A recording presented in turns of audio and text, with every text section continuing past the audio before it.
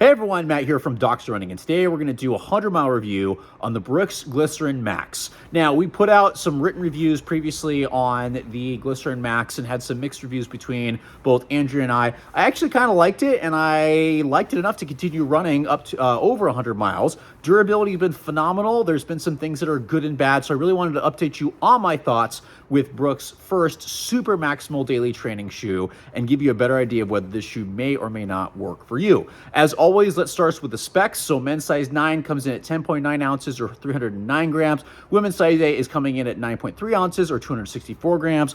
47 millimeters in the heel, 41 on the forefoot for a 6 millimeter drop. So on the lower end for Brooks, and it certainly feels like a lower drop shoe, even despite this super maximal amount of cushioning. And I will say this feels more like a really comfortable standard trainer. We'll talk about the fit in just a second, where that's yes and no. But it doesn't feel as super max as a lot of these shoes do, like the Mag Max Nitro from Puma, Adidas's shoe. A lot of these really tall stuff kind of feel really wobbly. The Skyward X from Hoka really feel a little wobbly. This one's really good. It's very stable neutral, doesn't feel as crazy, and I think it's because it's very well balanced in so many ways. Yes, it's got a thicker insole, wider platform. It can take an orthotic if you want. I would go up a half size if you want to take an orthotic for sure, and we'll talk about, again, sizing in just a second.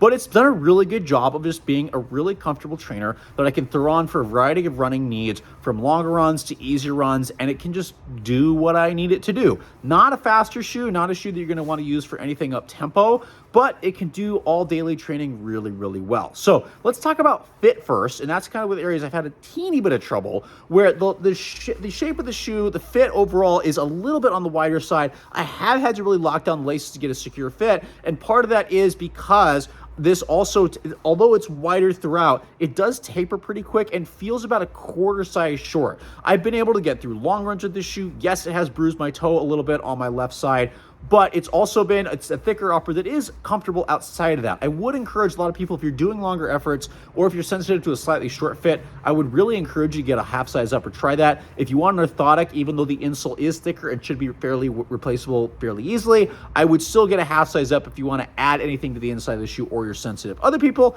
you're doing shorter mileage, maybe walking, this might actually be totally fine for true to size, but most I'd go half size up. But it's still really, really comfortable. Upper is slightly higher volume. It's not the highest volume, but slightly up there. So if you need just a little bit more room around the rest of the shoe outside of the toe box, this is actually going to be a really, really good option. I didn't have any slippage issues once I kind of tied the laces down a little bit quicker, a little tighter. And then there's a lot of padding in the heel. So there's a pretty thick heel counter back here, but it didn't bother me because there's so much padding back here. So those with heel sensitivities, you might get away with this shoe, but I definitely try it first. It really hasn't bothered me. But fit, again, a little bit short. Be a little careful with that toe box, but outside of that, it's pretty solid and a little bit wider. When it comes to the ride, that's where things also get really, really interesting. So when I tried this shoe, obviously it was really stiff at first. There's no flexibility. There's 47 millimeters, 41 millimeters stack height throughout this shoe. The midsole foam is called DNA tuned, which when you're walking in it, that's when all the marketing from Brooks and other people are like, yeah, it's really soft. I'm like, yeah, I get that. But when you run, it's a different feeling. The foam seems to firm up quite a bit more. It's not a overly firm ride, but it's definitely not mushy. I would call the cushioning very well balanced, and it feels great. It adds to the stable neutral feel overall, where it doesn't feel like I'm really compressing in a lot if you land a little bit farther forward. Heel has broken in nicely. If you really get on your heel, you might get a little bit more of that excessive compression. So I have noticed this shoe doesn't actually feel almost like a 6 millimeter drop shoe. It feels almost in that 4-ish range. And if you land really hard in the heel, it might actually feel like a 0 drop shoe. So going uphill, I've definitely noticed my calves a little bit. So make sure you're used to lower drop shoes before you jump into this. Is there a fairly good rocker on this shoe? Yes, it's a little bit more aggressive in the forefoot. It does take a second to break in. Initially, it feels stiff. And then when it does, it feels really good. It feels really good to land a little bit farther forwards. The heel level is actually fairly decent for a Brooks shoe. It's gotten better. This thing has broken in. There is still a little posterior flare, so as you break this in the first couple miles, it might feel a teeny bit clunky, and that's actually transitioned really, really nicely, where this lateral aspect compresses very nicely, and I've overall found Now at 100 miles, super smooth ride that doesn't feel mushy or too firm. It just sits right nicely in the middle and doesn't really change as I get into longer efforts. I've loved this shoe for longer runs and for runs that I'm just like, hey, we just did a workout, or I'm just going, I don't know what's going to happen or where we're going to go. I want something I can trust that's definitely stable neutral, because there's very good sidewalls here, very stiff. So if you have any want for flexibility, this is not a shoe for you. But if you want a shoe that is stiff, that's going to help replace maybe a rocker, maybe you got some hallux rigidus up front or limitus,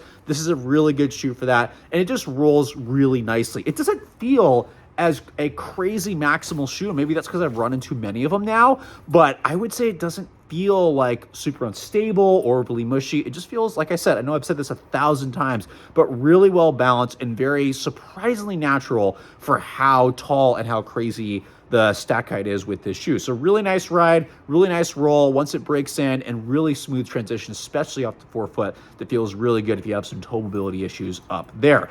I mentioned from a stable neutral standpoint, several like large sidewalls here, really wide shoe here. Midfoot can feel a little bit stiff because it's so much wider, and so I would definitely put this in the stable neutral category, as many shoes that should handle orthotics should be able to. The biggest thing that I want to talk about is durability. This shoe is phenomenal. I have 100 miles. This is my left shoe. I thought I was going to rip this off. I thought I was going to grab this piece and it was going to get destroyed immediately. There's not even wear on the outsole. So if you want a shoe, yeah, it's expensive. It's $200, but it has lasted really well. 102 miles on this thing. I think I can get hundreds of miles more out of this. So I'm very impressed with durability with the shoe that's very well balanced. Yeah, it's a little short, so maybe experiment with sizing, but overall it's been a really great ride, and probably my favorite outside of the upper of the super maximal shoes on the market thus far. It's been executed really, really well. I'm really hoping version 2 doesn't get over-engineered like I felt like the the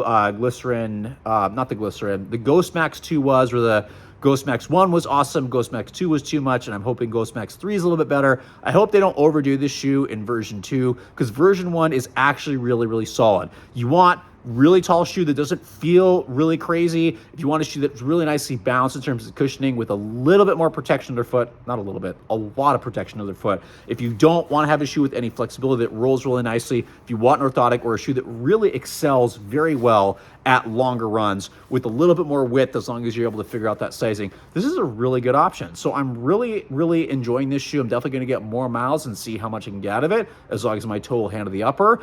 And as always, I really hope this helps you. In the comments below, please let me know if you agree or disagree. Do you agree with my perception of the cushioning? Do you agree with the fit? Let me know what you think below. And again, I'm going to say this in repetition because this is very important to me. Hope this helps, as always.